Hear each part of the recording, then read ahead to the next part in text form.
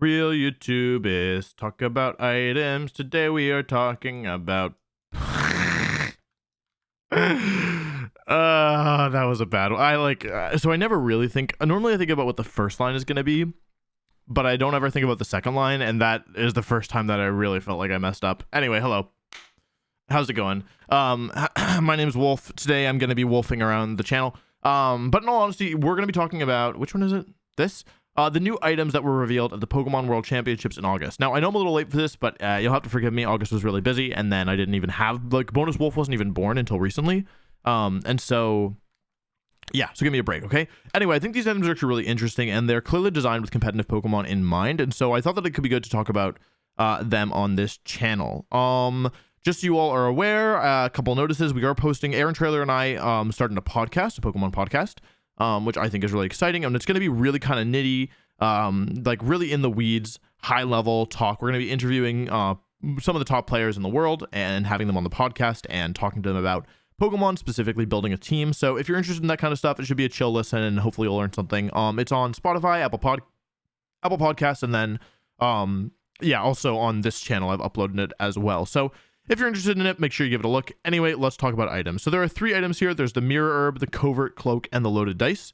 I know it's not the order that it's listed, but I think let's talk about this from least likely to be good or to most likely to be good, I think.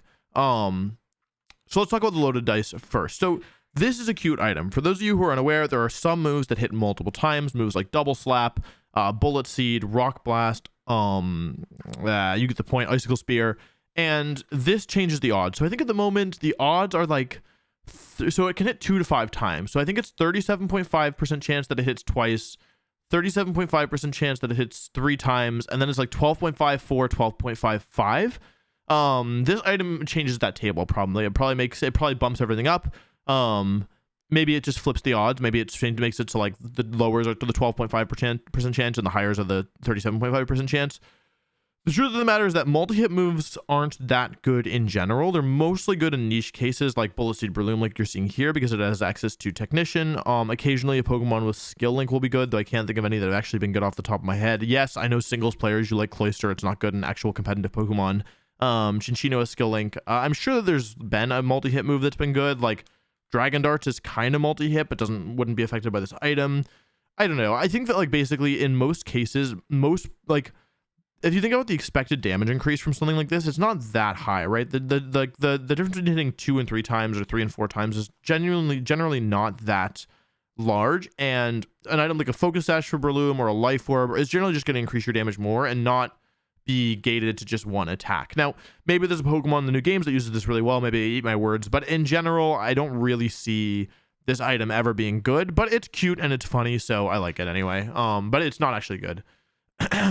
Next up is the Mirror Herb. So this one's actually interesting. Basically, the way that this one works is that when your opponents, it's a little bit unclear how it technically works, but what the description says is this herb will allow the holder to mirror an opponent's stat increases and boost its own stats, but only once. So this is a consumable item like the other herbs, Mental Herb, White Herb, which I guess this is kind of a counterpart in a ways to White Herb, which is used when your stats are decreased. This one will instead copy your opponent's stat increases. So there's a couple interesting things here. It's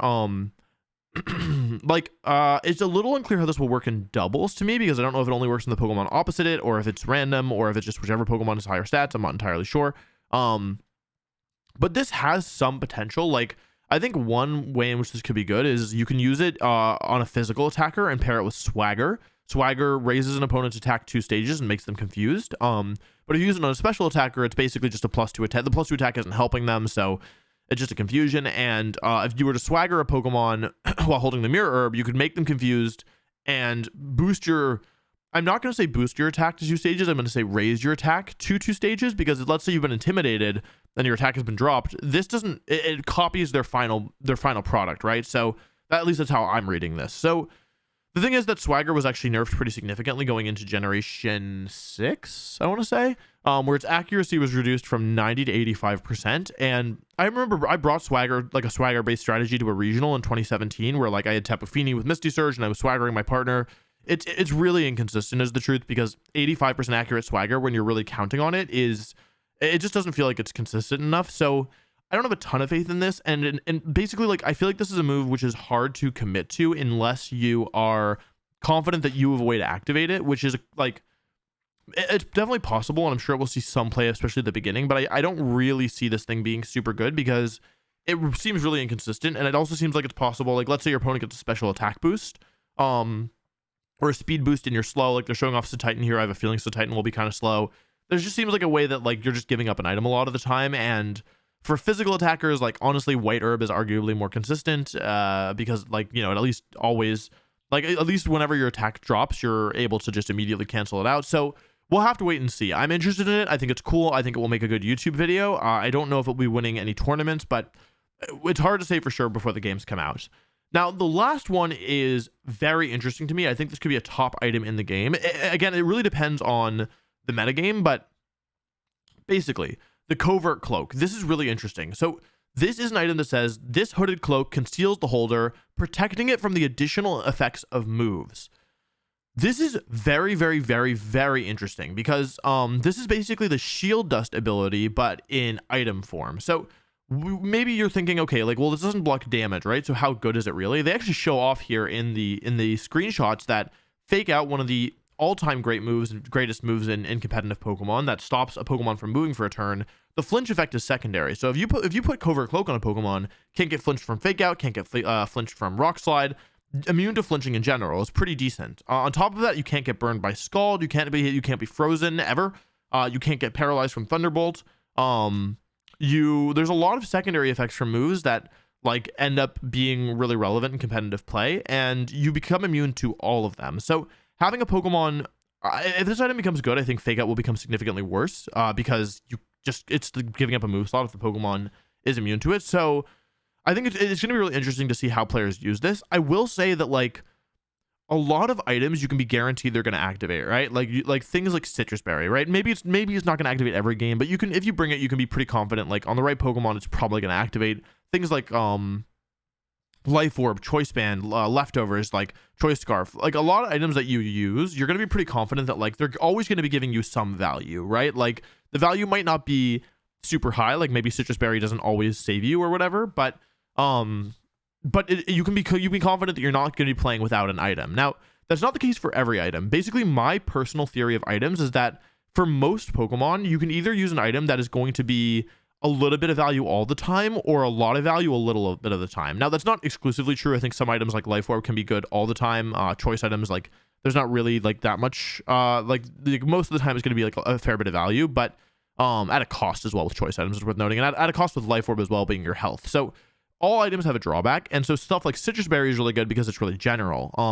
But stuff like Safety Goggles, for example, so for those of you who don't know, Safety Goggles is an item that makes the holder immune to powder moves, specifically Spore, Sleep Powder, and Rage Powder are the main ones. And so if your opponent doesn't have a Pokemon on their team with that move, you have given up your item slot. Oh, it also protects you from sand and hail damage, which is a little less relevant, but sometimes makes a difference. But if you run this item on a Pokemon like Incineroar, for example, and your opponent doesn't have a powder move on their team, then you are playing without an item for that game. But the thing is that when you do run into a Powdermon like Venusaur or Amoonguss, the ability to not be put to sleep and to hit them with Flare Blitz is really, really, really significant. And so I guess my question is, does the value that Covert Cloak provides, is it enough that it's worth giving up an item when you aren't being hit with moves with secondary effects? It's also worth noting that this doesn't block secondary effects in general. So this is only for damaging moves. So Will-O-Wisp, for example, or Spore, Sleep Powder, this doesn't make you immune to those moves. It only makes you immune to moves to damaging moves secondary effects. So Scald, Thunderbolt, Fake Out, etc., Rock Slide.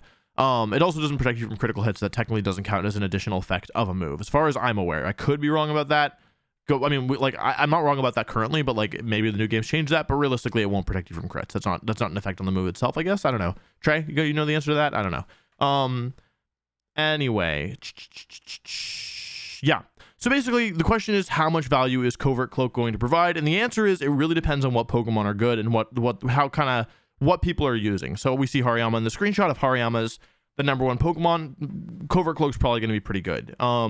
Without that though, who knows, right? If nobody's using Fake Out, if no one's using Fake Out, and I feel like that's one of the main ones in all honesty. If Fake Out is not popular, Like, because I don't think that without, if this didn't protect you from flinching just randomly, like I don't think that it would be considered, because being burned from Scald, like a lot of the secondary effects, you'd rather just run a Lumberry. This is nice because it can protect you from other things as well. So basically all that to say, I don't know how good this will be, but this is the one that I'm the most excited for, and it's nice to have some counterplay to Fake Out going forward, because there basically has never been counterplay to Fake Out except for in Generation 8 when you can Dynamax, which I don't know, like like people don't love Dynamax. I like Dynamax personally, but like I did feel like, okay, like not just being able to lock the, you have Incineroar and Rillaboom and you switch out between them and you Fake Out, you know, okay, granted, like this is how I won Worlds. I had Hitmontop and Raichu with double Fake Out, so I'm not like, I really have no real legs to stand on here, but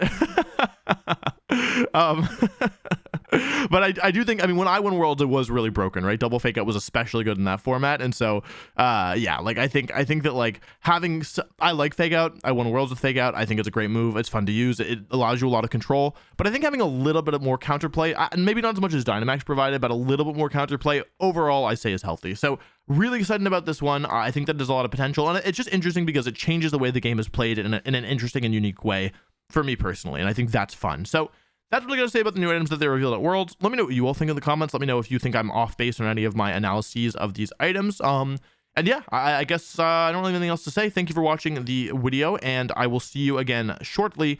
Bye bye.